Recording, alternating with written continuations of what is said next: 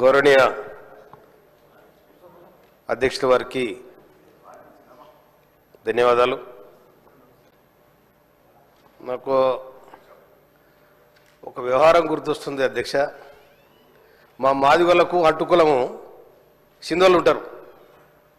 మాదిగోళ్లకు అడ్డుకుల సింధోళ్ళు ఉంటారు. వాళ్ళ వృత్తి ఏంటంటే భాగవతులు ఆడతారు. వాళ్ళు భాగవతులు ఆడతారు.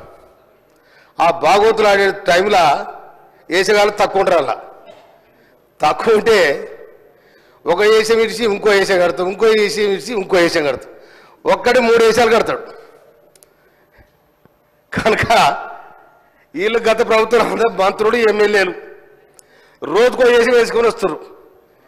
మరి మీరు ఏం చేసిరో చెప్పాలి, ప్రజలకు ఏం చేసిరో చెప్పాలి. మంత్రులు చేసిర్రు, ఎమ్మెల్యే చేసిండ్రు, ఇసుక దోపిడిగాళ్ళు, భూ దోపిడిగాళ్ళు సర్వం దోచుకున్నారు. ఇవాళ వచ్చి వేసానేసి ఎంతమంది ఆటోలను మీ ఇళ్ళకి రానిచ్చారు, ఎంతమంది ఆటో కార్మికులు మీ ఇళ్ళకి రానిచ్చారు, ఎంతమంది రైతులను కాపాడారు. మీ పచ్చగుడ్డ వేసుకొని మీరు మీరు రైతేసి వేసుకొని అంత ఏదో నాటకాలు ఆడుతూ ఉన్నారు. ఆటో డ్రైవర్లా మీరు ఆటో డ్రైవర్లా? ఏ ఆటోలో చూసారు మీరు? ఆటోలో కూర్చొని పక్కన కూర్చొని పరుగులు తీయడం ఇదే చక్కదనం అండి. ఒక సభను కూడా మీరు ఇక్కడ డిస్టర్బ్ చేయాలి, ప్రభుత్వాన్ని బలనం చేయాలి, ఏమో ప్రయత్నం చేస్తారు. పాపం మీతో ఏమైంది మీకు? ఇలా మీరు ఏనాడు కూడా రైతుల కోసం మాట్లాడలే, ఏనాడు కూడా ఆటో డ్రైవర్ల కోసం మాట్లాడలే. కార్మికులు ఆర్టీసీ కార్మికులు 34 మంది వచ్చిన తర్వాత దానికి మీ ఇష్టం వచ్చిన రేటు పెంచి మీ ఇష్టం వచ్చిన ఆటోని తీసుకొచ్చారు. ఎవరైనా మీరు కాపాడింది? ఇవాళ మొత్తం రోజుకో వేషం వేసుకొని మీరు ఒక డ్రామా చేస్తా ఉన్నారు. డ్రామాలు బంద్ కావాలి.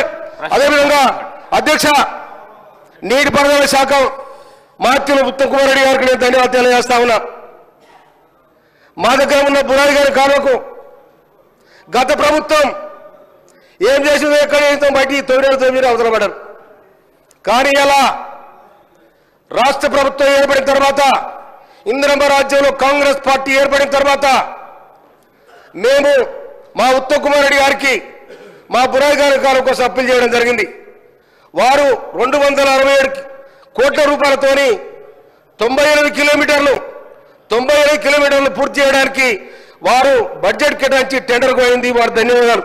అదేవిధంగా కేతిరెడ్డి కాలువ